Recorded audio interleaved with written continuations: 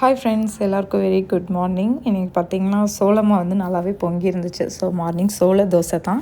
புதினா கொஞ்சம் இருந்ததுங்க, அதனால் புதினா சட்னி தான் பண்ணியிருந்தேன். அதுக்கப்புறம் வெங்காய சட்னி கொஞ்சம் பண்ணியிருந்தேன். ஸோ எனக்கு சாப்பிடணும் போல் இருந்தது அப்படின்னால ரெண்டுமே செஞ்சுருந்தேன்.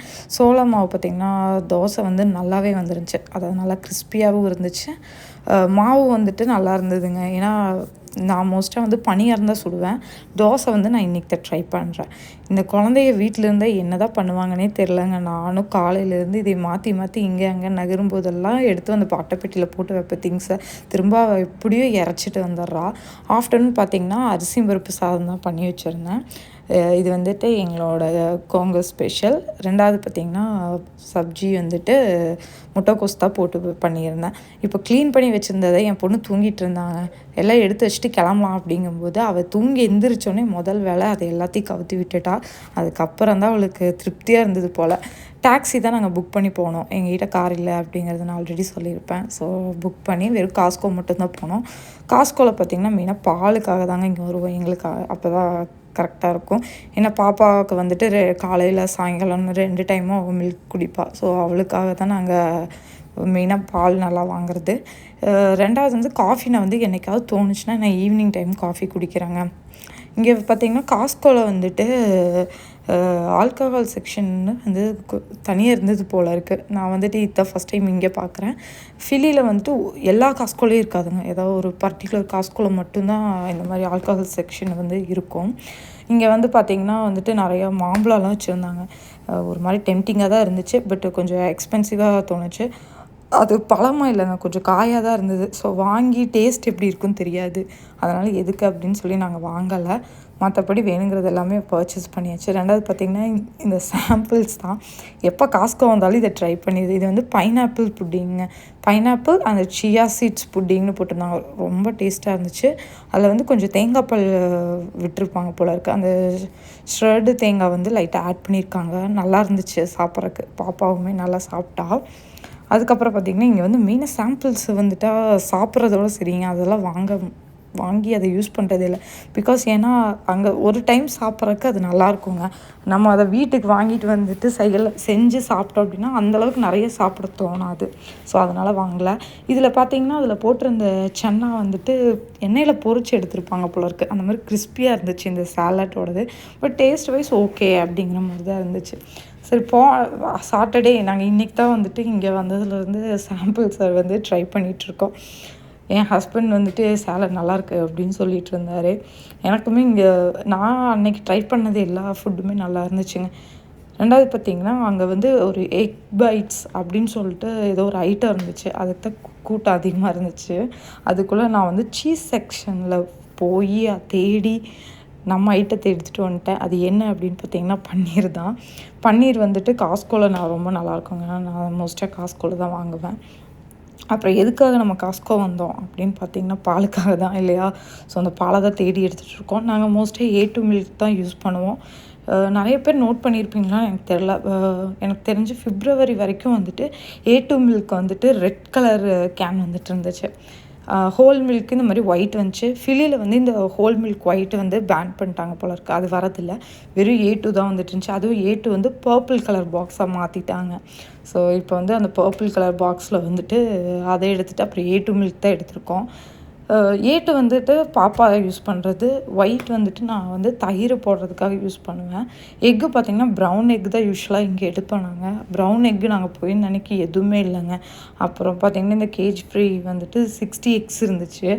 பட் அது எங்களுக்கு பெருசாக இன்ட்ரெஸ்ட் இல்லை. ஏன்னா $11 வந்து ரொம்ப காஸ்ட்லி தான் 60 எக்ஸு. நீங்கள் வால்மார்ட்லாம் போனீங்கன்னா 60 எக்ஸ் வந்து $8.29 வாங்கலாம். அங்கே வந்து கொஞ்சம் சீப்பாக இருக்கும்.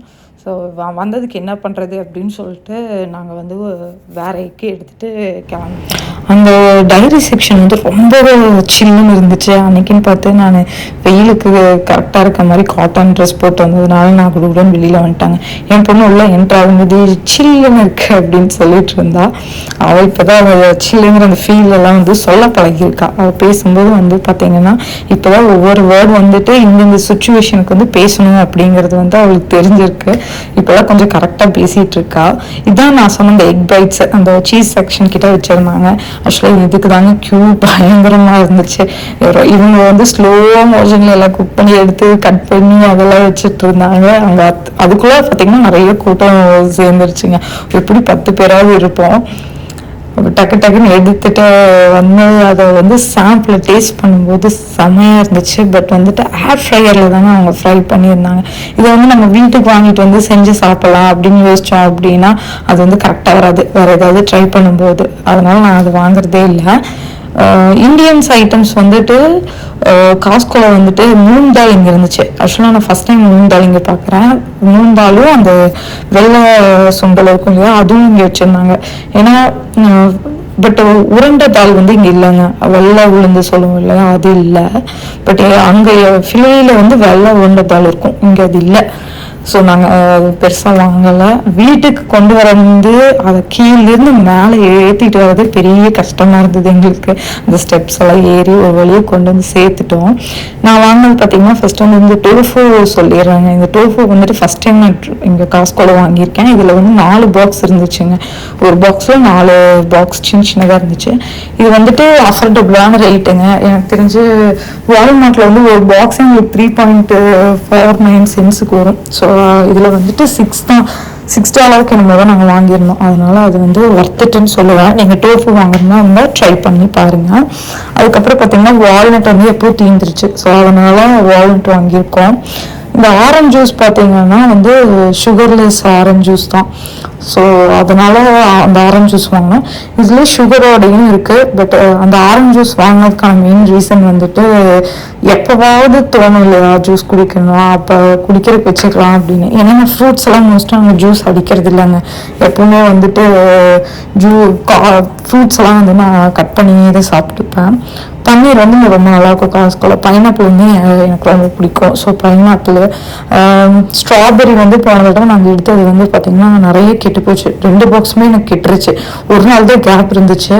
அதுலேயே வந்து 2 பாக்ஸுமே சுத்தமாக கெட்டுருச்சு. அது ஏன்னு எனக்கும் தெரியல. ஸோ இந்த தடவை வந்து வாங்கிட்டு வந்த உடனே அதை வந்து வாஷ் பண்ணி எடுத்து வச்சுட்டாங்க. அந்த மாதிரி ப்ளூபெர்ரிஸ் ஆகட்டும், கிரேப்ஸ் ஆகட்டும், மோஸ்ட்டாக ப்ளூபெர்ரிஸு, கிரேப்ஸு, ஸ்ட்ராபெரிஸு இதெல்லாம் நான் வாங்கவே மாட்டேன். காஸ்கோவில் வாங்க மாட்டேன். ஸ்ட்ராபெரிஸ் வந்து விலை கம்மியாக இருக்கும், ஸோ அது வாங்கலாம். பட் கிரேப்ஸ் எல்லாம் பார்த்தீங்கன்னா இந்த ரொம்ப சீப்பாக போட்டிருந்தாங்க. நிஜமாவே எல்லாமே வந்து $5 இருந்துச்சு. ஸோ அதனாலவே நான் வாங்கிட்டேன். அதே மாதிரி பேபி ஸ்பினாச்சும் $3.89 வாங்கினாங்க.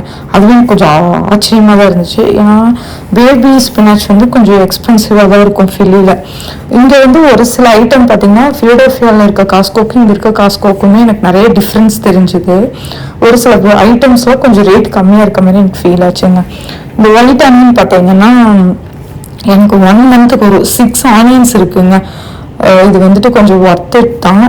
ஏன்னா ஹஸ்பண்டுக்கு வந்துட்டு சாலட் சாப்பிட கொடுக்கும்போது இந்த ஆனியன் தான் யூஸ் பண்ணிகிட்ருக்கேன். ஸோ கொஞ்சம் இதாகவும் இருக்கும். பாப்பாவும் இதை சாப்பிடுவோம், அவளுக்கும் இது செட் ஆகும். இது வந்துட்டு ஆப்பிள் சைட் வினிகர் தான். இது வந்து 3 பாட்டில் இருந்துச்சுங்க. இது ஆக்சுவலாக பாட்டில் பிளாஸ்டிக் டப்பான்னு நினச்சி நாங்கள் கொஞ்சம் ஈஸியாக எடுக்கும்போது பார்த்தா இது கண்ணாடி பாட்டில். இதுவும் கொஞ்சம் வேல்யூபிள் தான். இது வந்து என் ஹஸ்பண்ட் வந்துட்டு ஃபஸ்ட் டைம் வந்து டயட்டுக்காக வாங்கியிருக்காரு. இதை யூஸ் பண்ணி பார்த்துட்டு சொல்கிறேன் எந்த அளவுக்கு ஒர்க் ஆகுது அப்படின்னு சொல்லிட்டு. எக்கு பார்த்தீங்கன்னா நான் சொன்ன மாதிரி ப்ரௌன் எக்கு கிடைக்கல. ஸோ ஒயிட் எக் தான் நான் வந்து வாங்கியிருக்கேன். இதுவுமே வந்துட்டு ரேட் எனக்கு இன்னும் ஜாஸ்தியாக ஃபீல் ஆச்சு. பட் ஓகே, ஏன்னா கார் இல்லாத சமயத்தில் நம்ம வந்து ஒரு ஆப்ஷனே இருக்காது, இங்கே தான் எடுத்தாகணும். காஸ்கோவில் தான் நான் வாழைப்பழம் எப்போவுமே வாங்குறதுங்க. வேறு எங்கேயுமே நான் அதிகமாக பார்த்ததில்ல. இங்கே இருக்க எனக்கு இந்தியன் ஸ்டோர்லேயே எனக்கு கிடைக்கிறதில்ல. கொஞ்சம் நான் வேறு ஏதாவது வாழைப்பழமும். டொமேட்டோவும் ஃபஸ்ட் டைம் நான் காஸ்கோவில் வாங்கியிருக்கேன். ஃபில்லியிலே கூட நான் டொமேட்டோஸ் வந்து நான் காஸ்கோவில் வாங்கினதே கிடையாது.